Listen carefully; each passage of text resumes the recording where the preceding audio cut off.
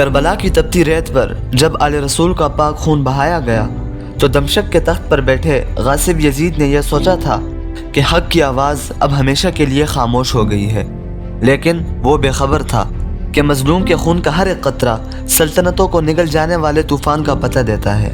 سن 60 ہجری میں حضرت امیر معاویہ بن ابی سفیان رضی اللہ تعالیٰ عنہ کی موت کے بعد مسلم امہ پر ایک موروثی اور جابر بادشاہت تھوپ دی گئی تھی۔ یزید نے تخت سنبھالتے ہی مدینہ کے گورنر ولید بن عتبہ کو ایک سخت اور خونی خط لکھا۔ اس خط میں یزید کا حکم واضح اور خوفناک تھا۔ حسن بن علی، عبداللہ بن زبیر اور عبداللہ بن عمر رضی اللہ تعالیٰ عنہ سے سختی سے بیعت لے لو۔ مدینہ کا حاکم ولید اس حکم کو پڑھ کر کانپ اٹھا۔ وہ آل رسول کے خون سے اپنے ہاتھ رنگنے سے کتراتا تھا، لیکن اس کے برابر بیٹھے مروان بن حکم نے شیطانی مشورہ دیا کہ انہیں مہلت نہ دی جائے ورنہ فتنہ کھڑا ہو جائے گا۔ حضرت حسین بن علی رضی اللہ تعالیٰ عنہ نے بیعت یزید کو یکسر مسترد کر دیا اور مدینہ چھوڑ کر مکہ کی طرف نکل گئے۔ کربلا کا عظیم سانحہ رونما ہوا، لیکن اس ظلم کی گونج نے مدینہ کے انصار اور مہاجرین کے دلوں میں غیظ و غضب کی ایک آگ بھڑکا دی۔ سن 63 ہجری میں مدینہ کے غیور مسلمانوں نے یزید کے فاسق حاکموں کو شہر سے نکال باہر کیا۔ اس بغاوت کو کچلنے کے لیے یزید نے 12,000 شامی سواروں کا ایک صفاک لشکر روانہ کیا، جس کی قیادت مسلم بن عقبہ کے ہاتھ میں تھی۔ مدینہ کی مشرقی سرحد پر سیاہ چٹانی میدان میں، جسے حرہ کہا جاتا ہے، شامی فوج نے مدینہ کے نہتے اور مٹھی بھر محافظوں پر وحشیانہ حملہ کیا۔ یہ مورکہ نہیں تھا بلکہ مسلمانوں کی نسل کشی تھی۔ 3 دن تک مدینہ منورہ کو شامی فوج کے لیے مباح کر دیا گیا۔ اس دوران 80 بدری صحابہ اور 700 سے زائد حفاظ قرآن کو بے دردی سے شہید کر دیا گیا تھا، یہاں تک کہ روضہ رسول کے قریب بھی نعوذ باللہ خون بہا۔ مدینہ کو خون میں نہلانے کے بعد یہ صفاق فوج مکہ کی طرف بڑھی، جہاں عبداللہ بن زبیر نے خلافت کا اعلان کر رکھا تھا۔ شامی فوج نے مکہ کے پہاڑوں پر منجنیقیں نصب کی اور کعبہ پر پتھر اور آگ برسانی شروع کر دی۔ افسوس، اس ہولناک محاصرے کے دوران آگ کا ایک گولہ خانہ کعبہ کے غلاف پر گرا، جس سے قبلہ اول کی دیواریں شق ہو گئی اور غلاف جل کر راکھ ہو گیا۔ لیکن اسی دوران دمشق سے ایک ایسی خبر آئی جس نے سب کچھ بدل دیا۔ 14 ربیع الاول سن 64 ہجری مکہ کا محاصرہ کرنے والے شامی فوجوں کو پتہ چلا کہ ان کا سرپرست یزید حوارین کے صحرا میں انتہائی دردناک موت مر چکا ہے۔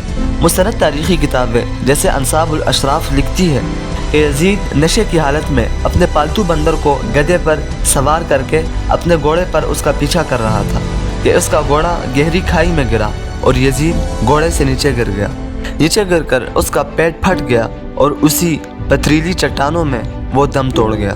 اس کے حامیوں کو سوائے اس کی لاش کے ٹکڑوں کے کچھ نہ ملا اور کعبہ پر آگ برسانے والا حاکم خود جہنم کا ایندھن بن گیا۔ یزید تو مر گیا، لیکن آل محمد کے خون کا حساب ابھی باقی تھا۔ کوفہ کے تاریک اور محیط قید خانے کی گہرائیوں میں لوہے کی باری زنجیروں میں جکڑا ایک مرد حر اس انتقام کی گھڑی کا انتظار کر رہا تھا۔ یہ تھا مختار ثقفی۔ مختار ثقفی، جس کے والد ابو عبید نے اسلام کے لیے اپنی جان قربان کی تھی، کوفہ میں مسلم بن عقیل کی میزبانی کرنے کے جرم میں قید تھا۔ اسی قید خانے میں اس کے ساتھ امام علی کے پیارے صحابی میثم تمار بھی قید تھے۔ میثم تمار نے مختار کے چہرے پر مایوسی دیکھ کر مسکرا کر کہا، مختار، تم قتل نہیں کیے جاؤ گے، تم قید سے رہا ہوگے اور حسین کے قاتلوں سے ایسا حساب لوگے کہ ابن زیاد کا سر تمہارے قدموں میں ہوگا۔ مختار کی بہن صفیہ نے اپنے شوہر عبداللہ بن عمر کے ذریعے یزید سے ایک خصوصی امان نامہ لکھوا کر مختار کو رہا کروایا۔ کوفہ سے جلاوطن ہونے کے بعد مختار نے مکہ کا رخ کیا، لیکن اس کا دل کوفہ کی واپسی کے منصوبے بنا رہا تھا۔ سن 66 ہجری میں مختار ثقفی دوبارہ کوفہ میں داخل ہوا اور یا لثارات الحسین کا نعرہ بلند کیا۔ کوفہ کے غیور اور مظلوم سلیمان بن سرد کے بعد اب مختار کے گرد جمع ہو گئے اور انہوں نے کوفہ کے دارالامارہ پر قبضہ کر لیا، اور اب وقت تھا مکافات عمل کا۔ مختار نے اپنے وفادار سپاہی ابو عمرہ کیسان کو حکم دیا کہ کربلا کے قاتلوں کو چن چن کر ختم کیا جائے۔ سب سے پہلے باری آئی عمر بن سعد کی، جو کربلا کی یزیدی فوج کا سپہ سالار تھا۔ عمر بن سعد کو اس کے محل میں گھیر کر اس کے بیٹے سمیت قتل کر دیا گیا اور اس کا سر مختار کے سامنے لایا گیا۔ مختار نے اس کا سر دیکھ کر کہا اگر میں کوفہ کی پوری آبادی کو بھی قتل کر دوں تو وہ حسین کے ایک ناخن کے برابر بھی نہیں۔ اس کے بعد اگلا نشانہ تھا شمر، جس نے امام حسین رضی اللہ تعالیٰ عنہ کا سر مبارک تن سے جدا کیا تھا۔ شمر کوفہ سے بھاگ کر شام کی سرحد کی طرف جا رہا تھا کہ مختار کے شاہ سواروں نے اسے ایک ویرانے میں گھیر لیا۔ شمر کو وہی واصل جہنم کیا گیا۔ اس کے سر کو قلم کر کے اس کی لاش کو جنگلی کتوں کے آگے پھینک دیا گیا تاکہ زمین بھی اس بدبخت کے وجود سے ناپاک نہ ہو۔ انتقام کی یہ آگ پورے عراق میں پھیل چکی تھی، لیکن اصل مجرم یعنی عبید اللہ بن زیاد ابھی دمشق کے سائے میں محفوظ تھا۔ سن 67 ہجری میں مختار نے اپنے سب سے بہادر اور جری سالار ابراہیم بن مالک اشتر کو ایک زبردست فوج دے کر ابن زیاد کے مقابلے کے لیے روانہ کیا۔ دریائے خاصر کے کنارے دونوں فوجوں کے درمیان ایک ہولناک اور فیصلہ کن معرکہ برپا ہوا۔ شامی فوج تعداد میں زیادہ تھی، لیکن کوفہ کے لشکر میں کربلا کا غم اور انتقام کا غصہ ایک طوفان بن کر گرج رہا تھا۔ ابراہیم بن مالک اشتر نے، جو کہ مختار کا سپہ سالار اور خاص آدمی تھا، اس نے شیر کی طرح شامی فوج کی صفوں کو پامال کیا اور عین میدان جنگ کے وسط میں عبید اللہ بن زیاد کو ڈھونڈ نکالا۔ ابراہیم کی ذوالفقار جیسی تلوار نے ایک ہی وار میں ابن زیاد کا سر تن سے جدا کر دیا۔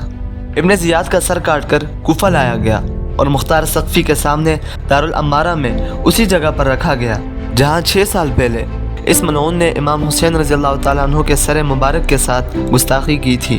مکافات عمل کا یہ منظر تاریخ کا سب سے بڑا سچ ہے۔ مختار ثقفی نے عبید اللہ بن زیاد کا سر مدینہ منورہ میں امام علی بن حسین یعنی امام سجاد کی خدمت میں بھیجا۔ جب یہ سر مدینہ پہنچا تو خاندان رسالت کے گھرانوں میں 6 سال بعد پہلی بار چولہے سے دھواں اٹھا۔ امام سجاد نے جب ابن زیاد کا سر دیکھا تو انہوں نے سجدہ شکر ادا کیا اور فرمایا اے اللہ تیرا شکر ہے کہ تو نے ہمارے دشمن سے ہمارا انتقام لے لیا۔ مدینہ کے ہاشمی گھرانوں کی خواتین نے 6 سال بعد پہلی بار خوشحالی منائی۔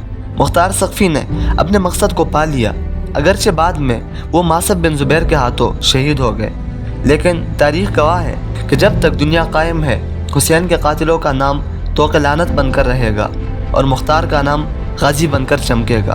یزیدیت تو کربلا میں ہی مٹ گئی تھی، لیکن آج انتقام لینے کے بعد یزیدیت سچ میں مٹ گئی۔ کعبہ کی عظمت قائم رہی، مدینہ کی حرمت بحال ہوئی اور کربلا کا پیغام ابدی سچ بن گیا۔ حسین آج بھی زندہ ہے اور کربلا کے قاتلوں کا نام آج بھی استعارہ بن کر تاریخ کے کوڑے دان میں پڑا ہے۔